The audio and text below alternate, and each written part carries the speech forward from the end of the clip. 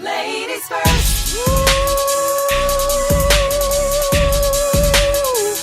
With Erica Parker.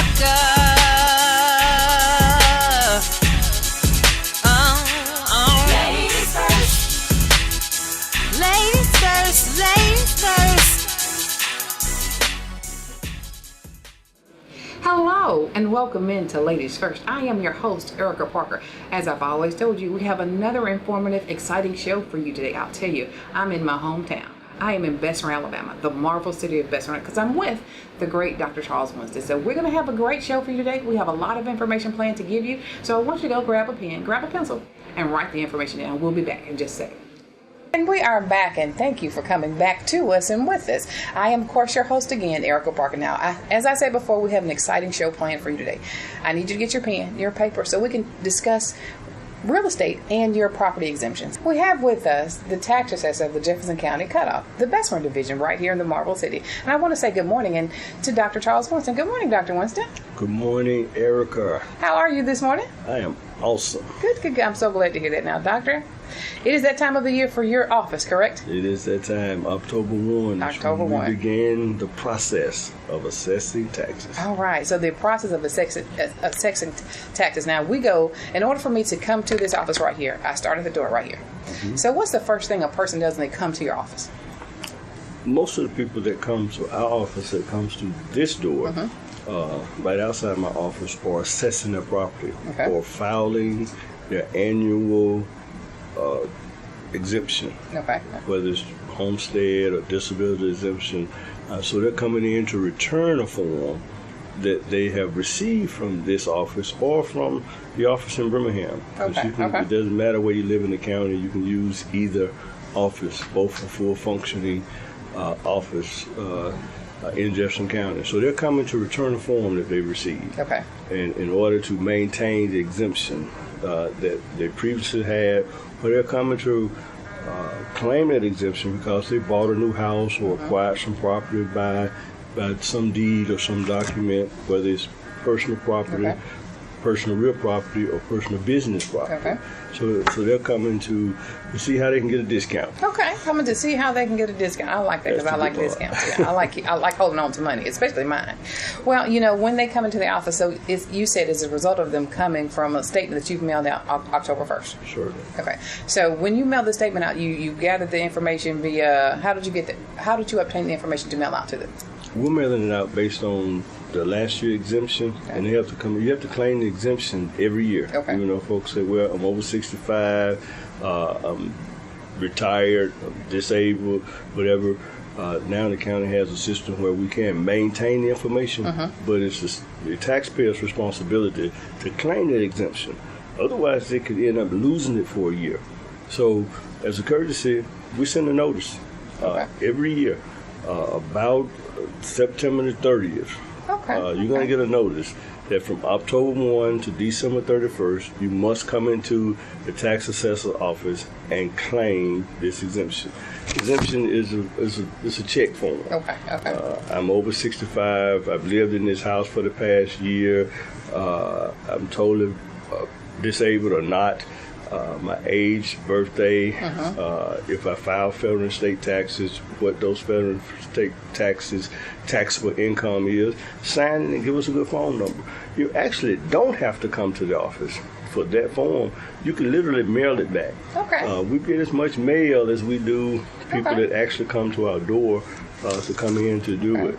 And I think sometimes it's comforting for folks to know that it's done. That they've actually seen the clerk, they've filled it out, and especially for senior citizens, they want to make sure they're doing it right.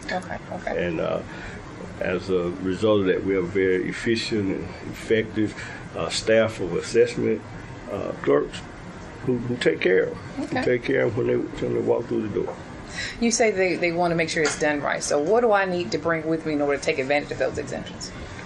The main thing you want to do is probably bring your income tax return. Okay. That way we don't have to call you or try to verify it or determine later whether or not you actually qualify for more exemption. Okay. The one thing that I'm asking our staff to do is to go the extra step to make sure the taxpayers that come into our office don't have to ask you for what they need. Okay. That you can look at the information, you can look at the form, you can look at what's already scanned into the computer and say to them, you're now 65. You deserve another exemption. The good part about this job for me, with what all the other stuff that I do, is that people come here, they can be blessed. Okay.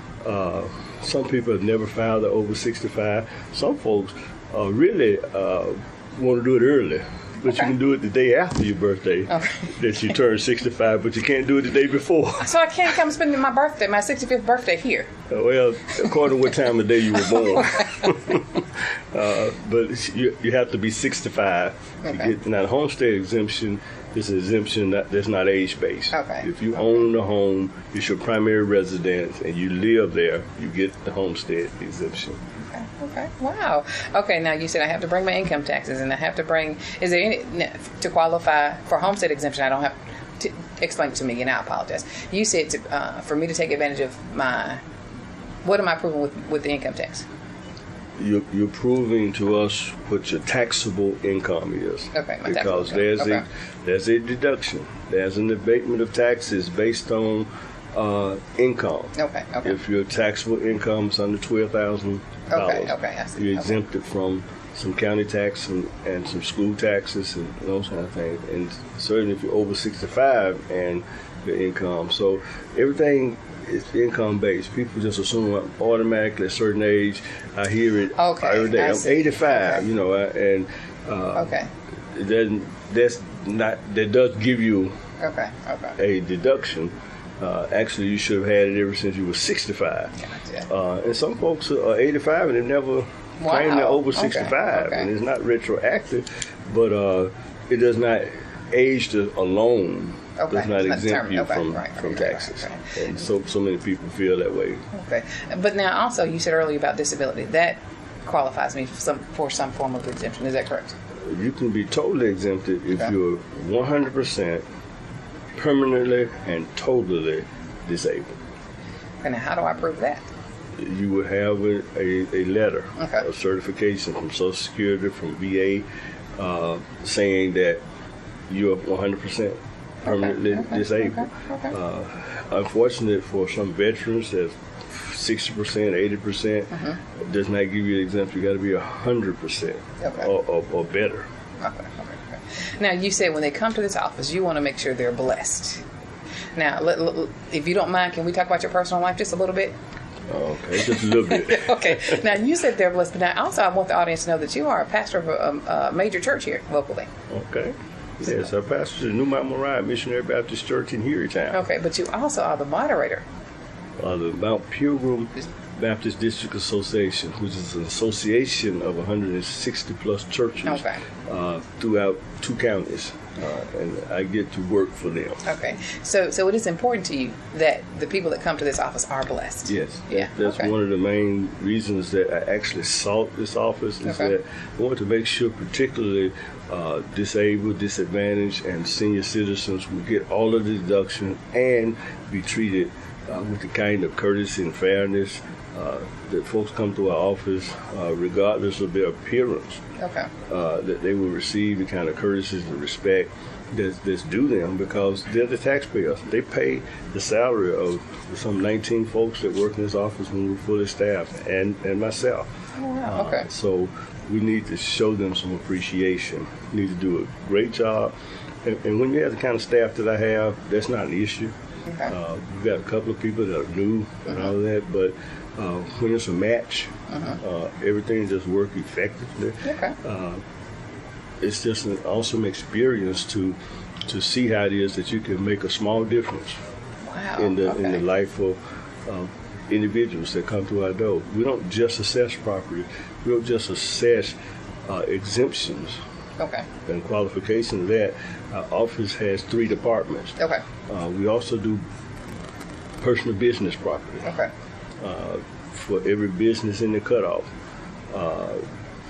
We have appraisals that go out every day. That department with the supervisor, and there's a tax for the things that you use in your business. Okay. We don't tax real estate. Okay. Board of Equalization in Jefferson County is the only county in Alabama that uniquely has a Board of Equalization that's full-time functioning department of the county. And they do appraisals. They do real property. Okay. We do business property. Okay. And so when folks come in here about their assessment, appraisal, they can actually make the complaint, and then they'll get satisfaction. The Board of Equalization and that department has to take care of that, which is separate and apart from us. And the good thing is we don't collect no money. So when I have to run into folks in the county saying, you got my money, I tell them that's Grover Dunn. Okay. He's the tax collector. Okay. I'm the tax assessor. Okay. And I used that in a couple of sermons before because Zacchaeus was a tax collector and not a tax assessor. Right. So I'm the guy that climbed the tree and had to get it. Jesus to come to my house to get me straightened out. So Gotcha. no restitution. Being the tax assessor, you said earlier that you go out and you assess property. So there are members of your office staff that go out in the community and go into businesses and knock on the door and say, hey, I need to see what you have in here? That's exactly right. Actually, the business actually does the same thing as the individuals with assessing it. Either their CPA or their accountant sends in a form every year to say, because they get depreciation. And they get to claim to take off some stuff. If they bought some new stuff, they get to put it on. And sometime after January, we start looking at those returns for which businesses have and have not sent their returns, which business may have missed something. We got accounting 2 clerks in that same department with the appraisals. They look at every return and do what we call escape, so that nothing escapes being taxed. If they bought something, the CPA added it and then perhaps added the year before, they tell us what year they bought it. We look at the return compared to last year or 2 years ago, and now they've got all this new business property that has to be taxed. But they also have some property that's depreciated out that they can take off of their return. So it's an ongoing taxation process, and we just finished escapes in August. Found about $6,000 or $7,000 that goes into the county treasurer. And we got to collect taxes, but we want to collect a fair and equitable tax based on your returns and the job that our personal property appraisals do in the cutout. Okay, now for the property that, let's say I've accumulated property 2 years ago. Okay, so which years do I begin to get the depreciable value? The first year. And based on what kind of property it is, there's a value chart that the Department of Revenue provides that shows the rate of depreciation and those kind of things. But thing is that if you don't claim it, we get to go back several years. So you got to balance it, and most businesses do an awesome job of that because they've got accountants and CPAs that handle that, and they know that they've got to give us a schedule, and they have to do it in a timely manner so that they don't get penalties and interest and that kind of thing. And it's not a huge tax, but it is a user tax that you pay in Jefferson County. Well, how do you find out about me? So I go and I build my business right here on 19th Street. So when I come, and I don't come to you, so how do you find out about me? Our assessment clerks are looking at new licenses. So if you buy a license in the county, then we're looking to get a return from you. Our appraisals are out every day. They see a new business. We do yellow pages. I mean, we actually, and in the investment cutoff, we actually actively look at businesses. New businesses and do the tax. We're only a little more than a third of the county But we generate a whole lot of income, probably $1 million more than Birmingham. Okay, wow. Because folks in the Bessemer cutoff just do it right. Yeah, that's how we roll. That's how we roll. And not just in our office, but our citizens, our businesses. Right. They've learned the process, and they're proactive about it. Okay. Now you actually have a wonderful pamphlet here that I want everybody to see. Okay. You have some great people on the front of them, and according to you, everybody on the front of this pamphlet, other than the person in the center, which would be you, are experts. Experts. Yeah, okay. And so we have Richard Green, who's over. Mr. Green is over what department? Which department? The department we was just talking about. Okay. He's a senior appraiser. Okay. He's the supervisor in personal property. Okay, so he's the person that's responsible for his team going out and finding out if you have. Exactly. Okay. We also have Mr. Reginald Threadgill. Okay. Reginald Threadgill is over the third department, which is called mapping. Okay. Mapping is where we determine the legal description, the long legal description for our property in the cutoff. If there are subdivisions that somebody buys a large parcel of land, they want to divide it into subdivisions and build houses on those land, our mapping department has to actually assign those divisions a parcel number or an extension of the parcel number, divide it out for them, create a long legal for them. They're doing an extensive amount of work, and when we talk about these guys, Richard has been in this office 25 years. Oh, wow. Reg has been here probably 13 years or better. He actually teach mapping. He actually teach the mapping class for the state, or one of the mapping classes, through Auburn University, all over the state. Wow. So, Barbara, who is my chief deputy, she actually worked in Birmingham for better than 10 years, and Cooper Marine before that. She has as much institutional knowledge about assessment as anybody in the county. I would challenge them to challenge her. And what she don't know, she has a unique way of finding it out. Yeah. After the years, you build a network of systems. Right. And Quinn, who is my executive assistant, she takes care of the people. And when everybody stays in their lane, it's just an awesome responsibility. Nicole, who is the first officer, first person that you see, she's the supervisor in assessment. So she's responsible for the smile and faces when you enter the door. She does a good job. She's fairly new as a supervisor, but she has taken to the job well. She matched, and now that she's even more staff with assessment clerks, they just come on board and come around, and they were ready day one this year. Oh, wow. And of course, she does a good job.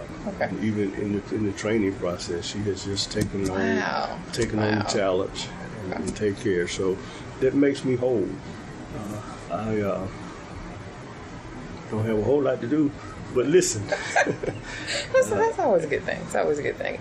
And I want to invite everybody. If you want to meet these people, also get this pamphlet. You can come down and get the same information and meet these same wonderful people right here at the county courthouse. It's I always forget this address. 1801 3rd Avenue North, Bessemer, Alabama, 35020. But you can also call them at 205-481-4125. That's 205-481-4125. Now, Doc, I think we're going to let you go because we do have to spend a little time talking to Quinn. Okay. All right. We'll see you next time. Get Quinn? Yes, please. Hello. I'm Charles Winston. I'm the tax assessor at the Bessemer Cutoff, Bessemer Division of Jefferson County.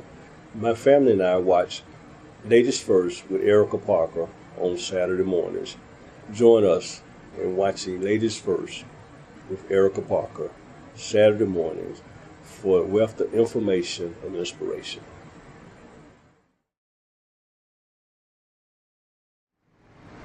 And we are back, and you have joined me, and I'm in the Jefferson County Tax Assessor office in the Bessemer Cutoff with Dr. Charles Winston. But now we had to go, Dr. Winston talked to us about his staff and how wonderful they were, so we had to go and grab one so that you can meet the staff. So I want to say hello to Quinn. Hello. Quinn, how are you today? I'm wonderful. How are you? I'm doing well. Now, Quinn, the doctor has told us several great and wonderful things about our community and about this office and everything it does. And I want to hear it from your point of view. Not that I don't believe him. I do believe him. But I want to hear it from your point of view. Well, the tax assessor's office, under Mr. Winston's direction, is functioning wonderfully. Okay. We enjoy what we do, which is serving the taxpayers, and we also enjoy making him look good. Okay. Well, I like that. Now, Gwen, how long have you been with the county, Jefferson County? I've been with the county for 10 years, Okay. and with the tax assessor's office for 5. Okay, so we can trust you then. Yes, you can trust You've me. proven to us Yes. we can trust you. Now, Gwen, let's say now you're with the county, and you were actually, if I remember correctly, you were actually here when the doctor came in. Yes. So tell me about the change and what was transformed in your office. Oh, wow. The atmosphere. Okay. The atmosphere is wonderful Okay. since Mr. Winston has been here. It's just if you've ever worked someplace that you enjoy going to daily, Okay. and that's what we have. You know, everybody helps each other, and they say things start from the head. Okay. And he's a great employer, so Okay. we do our best to make him look well. Oh. Now, Gwen, what is it you do? I am his executive assistant, so if you want to get to him, you got to come through me. Okay. For appointments. I Okay. also service the taxpayers as well, payroll, just pretty much make the office run Okay. from behind the scenes. Well, I'm happy you decided to join us today. Yeah. And now I do see that you're actually one of the wonderful customer service people that are on the flyer here. Yes, I so am. we can call you. How can we reach you? Gwen? You can call 481-4125, and you'll get an automatic answering service. My extension is 1515. So you can call me if you have any questions or need to get to Mr. Winston. Okay. Now, Gwen, he was telling us earlier about the 3 different departments. Yes. That you have mapping. Yes. And that you have mapping, and you have the customer service department that renders the exemptions. Assessment. Assessment. Okay. And so tell me the Okay. most important thing that you've learned since working for the tax assessor's office. Well, actually, the exemptions. Okay. I never knew they existed. And we find that a lot of taxpayers don't know that either. We have people that come in that are 75 or older and are still paying taxes because they never came in and claimed their over 65 exemption. You are so wonderful. I'm so glad that you brought up the age exemption because I need to ask a question about it. Okay. Reverend, is that okay? Yes, ma'am. Okay, now we had a question from the floor earlier Yes. to where there was a couple. The wife is 65. The husband's not quite 65 of yet. So tell me what happens to their property. They would need to come in. Okay. If they still file taxes, they could bring those tax returns in from the previous year. Okay. And then we would take a look at that. We generally look at their taxable income for federal and then their state adjusted gross income on Alabama. Okay. And if they are under, $12,000 or less, then they would be fully exempt. Okay. Now, if it's over that, they would still qualify for a partial exemption. So it's still worth coming in to do. Okay. It's painless. Okay, so if the couple, if both couples don't have to, No. do not have to reach age No. 65. Okay, No, okay. just one. Okay. Because you're exempting, the property. Okay, So, gotcha. Okay. Yeah. Now, one exemption we did not cover earlier, which I do want to make sure the audience hears about, is that there is a charitable exemption. yes. Okay, tell me more about the That charitable. is the statutory exemption. And that is if you are a church, if you're using it for church services, because even for parking, Okay. if it's connected to the facility, then you still can get that exemption. That's an automatic exemption, but you do have to come in. There are some requirements. You have to be like a 501c3, Okay. but we have all that, down, and we can let you know. So just, give us a call and we can tell you about it. There's also, I don't know if Mr. Winston mentioned, a second resident exemption. Oh, okay. We haven't covered that, so tell me about it. Now, the second resident is, just say if you have a home and then you have another house that you're not renting to anyone, you're only using it for storage, you can come in, fill out an application, and claim that property as your second resident and get an exemption on it as well. Oh, wow. Yeah. Okay, so what do I need to bring with me in order to take advantage of the second resident exemption? You have to bring proof that is yours, Okay. first of all. And then you also need to, if you have a child that's staying there, that child has to be in school. Okay. So it's like a kind of a list of things that you'll just will need to accompany the application. Okay. And then we'll go do a field check on it. And if everything checks out, you can get that property as a second resident. Now, am I able to capture these documents or the application online, or do I have to come here? You have to come in to pick it up. I don't think we have it online as of yet, but that could be something that we could look into. Okay, well that's good. But other than that, then I can call you to hey, man, I need X, Y, Z. Can you mail it to me, or can I just stop by and see you, talk to you, can and stop fellowship by. with you? You can. Okay. Yes, we would love to have you come in and fellowship with us. Our doors are always open. Okay. Mr. Winston has made the atmosphere very welcoming to the taxpayers. So feel free, come in, see us. We're here for you. So just drop by. Okay. Now, Quinn, also, we are in the second floor of the Bessemer County Courthouse. Yes. In the county courthouse, Jefferson County Courthouse, Bessemer Division. Yes. Now, in order for me to get here, I just come up the stairs. But now, before then, now, the things that I need to bring to you, I need like the deed or anything that proves ownership. Yes. So I can get that from downstairs. Yes. Probate. And then I can actually see you, make sure I have everything in order, and I can go across the hall and actually pay my taxes. Yes. Wow. One stop shop. Right. And then I get a smile in the meantime. Yes, definitely. Wow. Yes, Okay. yes, definitely. Now, Quinn, just before we go, is there anything else you want our viewing audience to know? Well, just that we're here. We're here Monday through Friday, 8 to 4. Sometimes, 8 to 5. Sometimes past that. Okay. So the courthouse closes at 5. Okay, So okay. yeah, feel free to come in during that time, and we're here. Okay. Well, Quinn, I sure appreciate you joining us Yes. today and making sure that we have affirmed the customer service ability of Yes, this office. All right. Definitely. Now, Doc, before we go, is there anything that you want our viewing audience to know? I think because I get this question all the time, the tax laws as far as property tax in Alabama are pretty much the same in every county. Okay. So it does not matter what county you live in, whatever the laws are in Jefferson County. Now, Jefferson County is uniquely different because, first of all, we have 2 tax assessors. We have 2 of everything. Oh, wow. In Jefferson County. We have 2 collectors, 2 tax assessors, 2 treasurers. If the Bessemer cutoff was its own county, it would be the 6th largest county in Alabama. Okay. But the laws, as it applies to exemptions or assessments, are the same throughout the state. Okay. So if that's the way it is in Jefferson County, you can't just move to Shelby County and think it's going to change. Okay. Well, good. St. Clair County, wherever. So the laws for assessment are the same as it relates to property taxes. I hope I've given you enough information concerning the Tax Assessor's office today. But if you have more questions, of course, as Quinn said, you can always give them a call at 205-481-4125. That's 205-481-4125. We'll see you next time.